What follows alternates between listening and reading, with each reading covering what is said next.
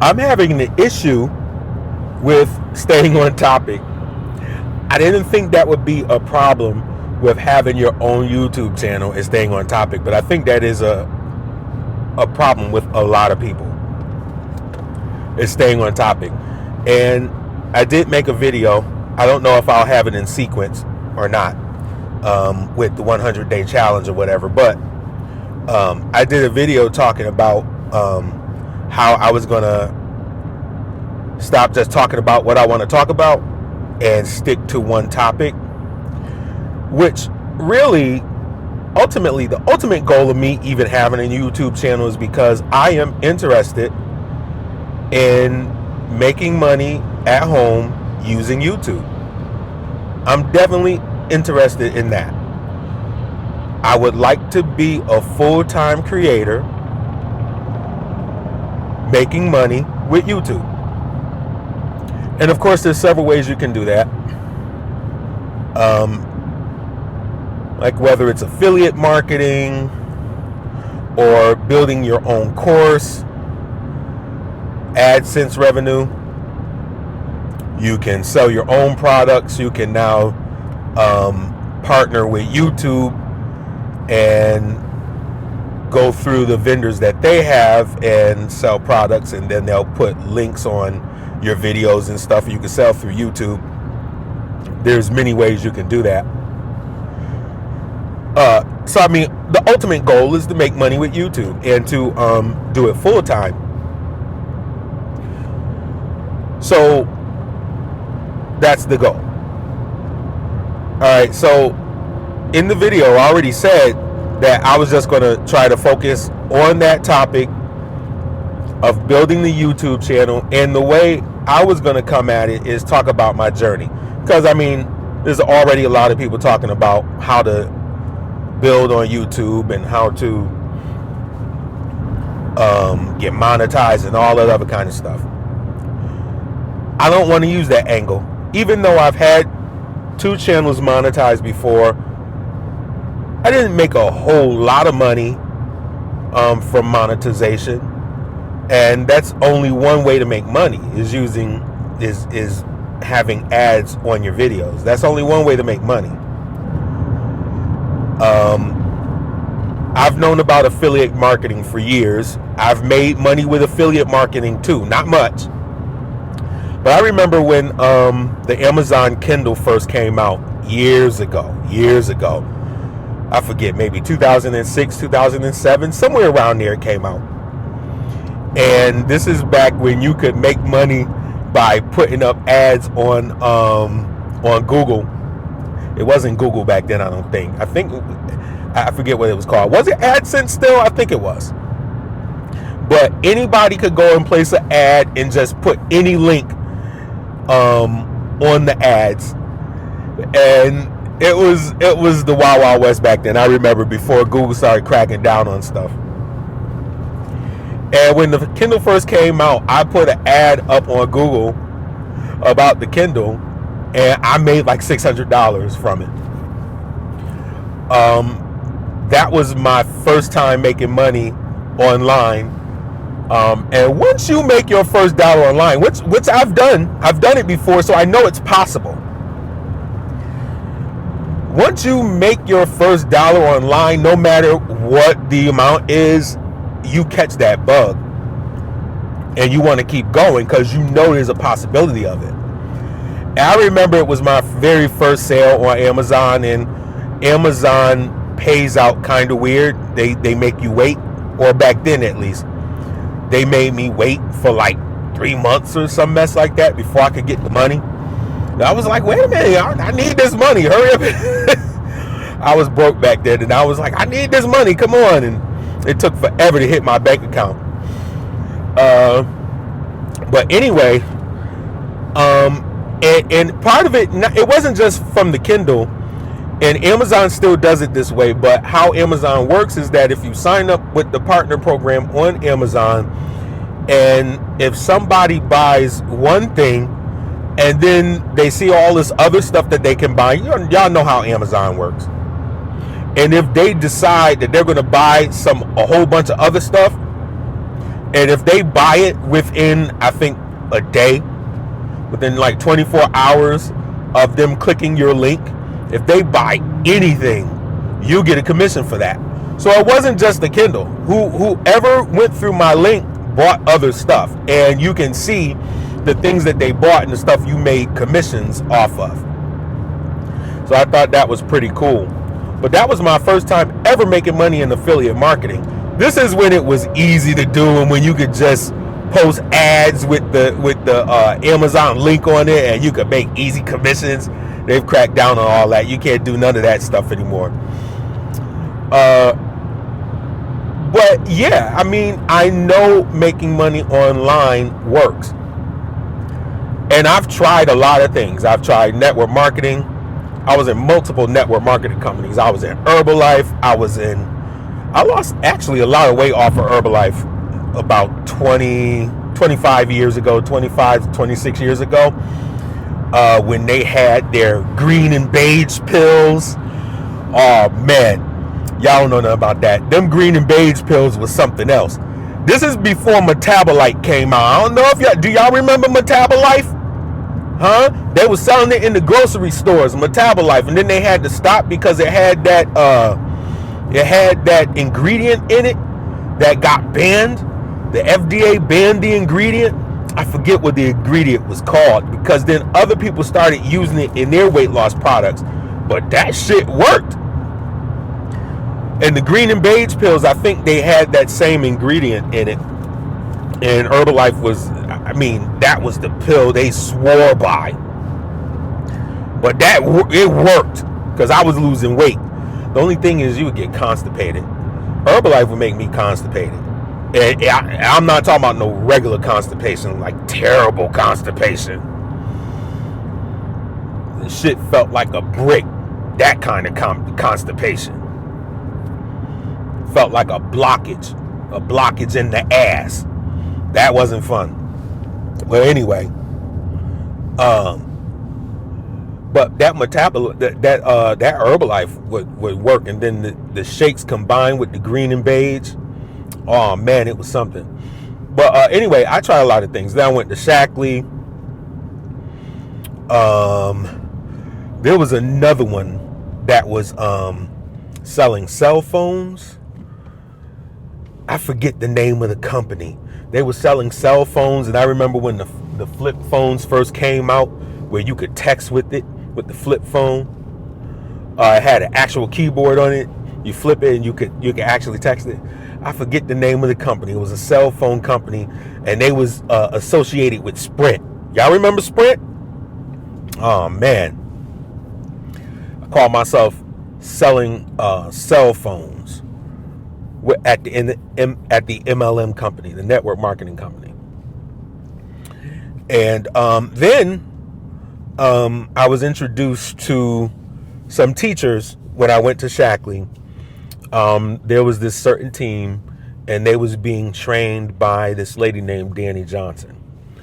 And Danny Johnson would hold a Monday night call that would be a free sales training to all. But of course, she had more training materials.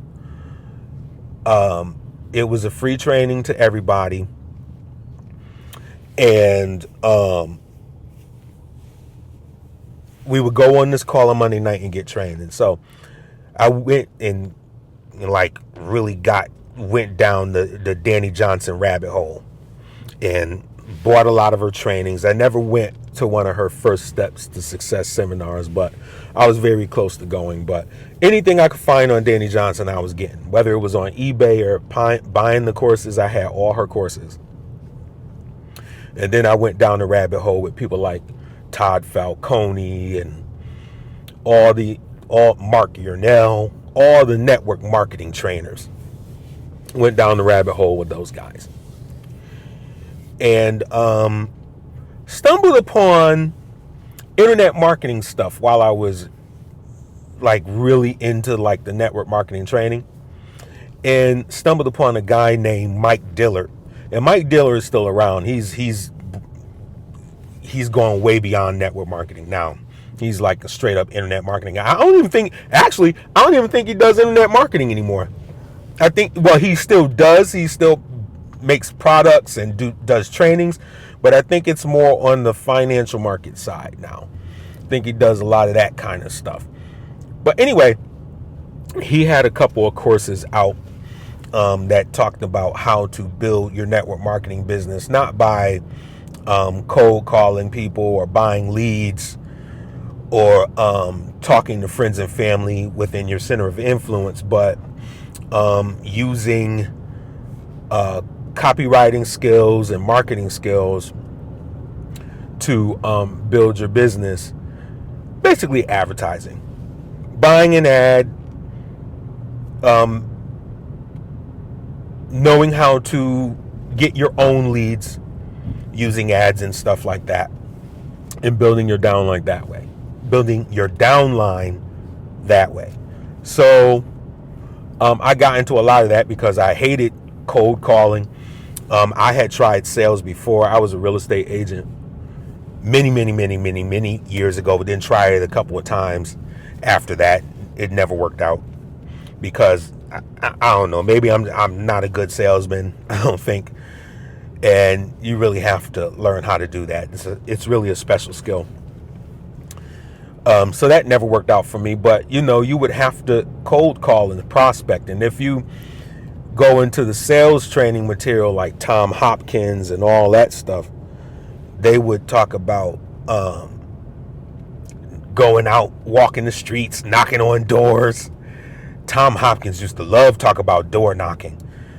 And of course, I mean, that will work because nobody else wants to do that. Walk the neighborhoods and canvass the neighborhoods and knock from door to door. Nobody wants to do that. So of course that was his number one method, but ain't nobody gonna do that. I mean, some people do, but not the majority of the people. Nobody's gonna go walk the neighborhoods and be like, would you like me to help you buy or sell a home, mister? So I was so I didn't like the idea of like prospecting in that way, cold. And so the whole idea of setting up an ad using persuasion writing, copywriting, right, and have the leads come in that way was appealing to me. So I went down the internet marketing rabbit hole, and that just took me to a whole nother place. But anyway, one thing that Mike Dillard used to say a lot is that, and I remember when YouTube was fresh, and a lot of the internet marketers was talking about using these new platforms like Facebook and LinkedIn and YouTube. When they first came out, I remember when they first came out, and all the internet marketers were saying, go use them. And I was like, whatever. I didn't pay no attention to it. I wish I did. Because I remember when all the network marketing people that was on like the Mike Dillard side of it, that was saying, don't talk to your friends and family, don't buy leads, get your own, and use YouTube as a vehicle to do all that stuff. I remember when people were saying this stuff, and I didn't really pay attention, but I do remember seeing a lot of people starting to get on YouTube and just talking. They were just talking about how to build business and all of this other kind of stuff. They would talk about marketing and how you should probably build a tribe. And so that became the buzzword back then, that you need to build your tribe. And build your tribe enough that these people, they like and trust you. They want to hear what you have to say. And ultimately, they'll join your company. That type of thing. But you got to build the tribe first. But you got to build trust, and they got to like and trust you. All that stuff. So I think one thing that people don't realize about YouTube is that it's one big lead generation machine. You have to use it as such.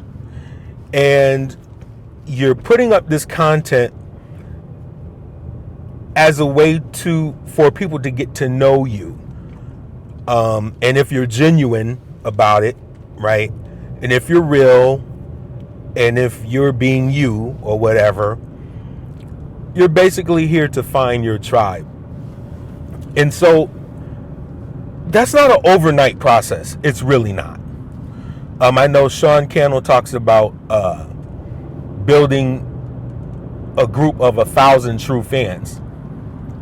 That's not something that happens overnight generally. I mean, for some people it can.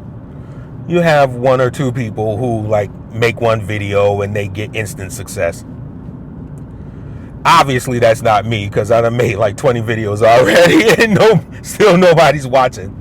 And that's fine. That's fine. I'm not expecting quick results, because to be honest, in anything I've ever tried in my life, I've never had quick success. Ever. Nothing I have ever tried has been a quick success. Not for me. That's not my testimony. For some people, it happens all the time. I'm not one of those people. I'm not a lucky person like that. It seems like for me, everything is hard. Everything is tough. Everything I go through in life is a struggle.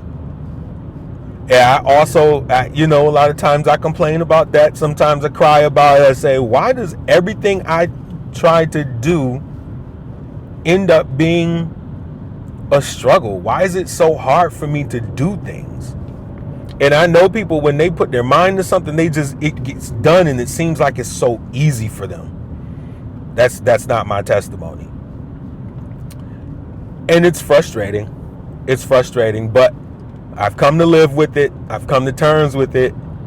Anything I try is going to be trouble. It's going to be a little tough. And I'm going to have to, it builds my resilience. It builds my resolve. It builds my tenacity. Boy, there's a lot of traffic today. I'm going to be late for work. Oh boy. But it's not easy doing this YouTube thing. But what makes it harder is when we're making mistakes, and mistakes that we know better. And I know better to be taking on different topics on one channel. But human nature and being emotional has its problems, and this is one of them. And I keep on going back, and I have a lot of things that I could talk about. I could talk about church. I could talk about the issues there. I could talk about politics. Know a lot about politics. Everything that's going on there, I know a lot about it. And very interested in it, because I hate the way things are going right now. Music, secular and gospel. And just a lot of things in general. I like to study and look into a lot of things, but I can't throw the kitchen sink at YouTube. You can't do that. You can't just put everything in there and mix it all together, because it won't build your channel. So yeah, it's a struggle to stay on topic, but at the same time, I feel that there's some people out there that hold the same interest as me, and that it would make me into a person that they would identify with, and therefore they would be part of my tribe. They would be one of my followers, because they identify with my ideology and how I feel and how I think about things. And it encourages them, and it gives them inspiration, gives them hope and encouragement and whatnot. But again, like I said in another video, I'm going to hone in. I'm going to really focus. Because bottom line is that if you do want to succeed on YouTube, you have to focus. I wish I could do 5 channels and just talk about every subject that I want to talk about, but I don't have enough time in the day to do all that right now. But in the meantime, I need to really focus in on this YouTube thing, because I am interested in it. I have been interested in it for a long period of time. I mean, a couple of decades now.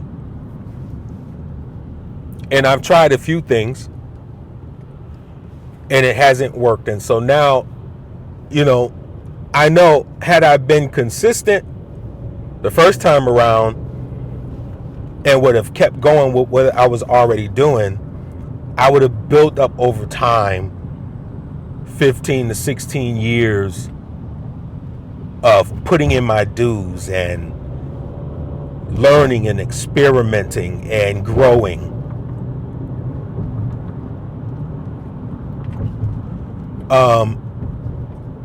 And one thing I know, it's my mindset has changed about this thing. If you're on YouTube and if you want to make it a full-time thing, just know that this is something you're going to be doing for a long time. I like to say, I'll be doing this for the rest of my life. That's how you got to look at it. This is something that you're going to be doing for the rest of your life, or as long as the platform remains, right? And even if it doesn't, you've built the skill that you could take to the next new platform, whatever that is, because the future probably holds something even better. Who knows? But you'll have a skill that you could take and transfer somewhere else if YouTube goes out of business or whatever, which I don't think will happen, but you never know. This world is strange these days. So yeah, I'm going to stay focused. As I like to say, do one thing at a time, do it right, finish it. And so I'm going to try to abide by that.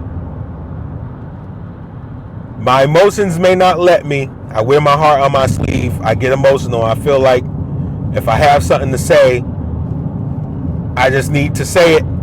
I need to put it out there into the world. But maybe later on I'll do another channel for politics, or another channel for church gossip, another channel for whatever.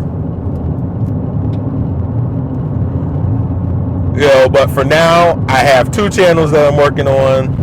I'm going to stick with that because I don't want to get burnt out or overwhelmed. But really, I don't know if there's going to be overwhelmed, because I actually I'm used to posting videos. That's not something that is a hard thing to do.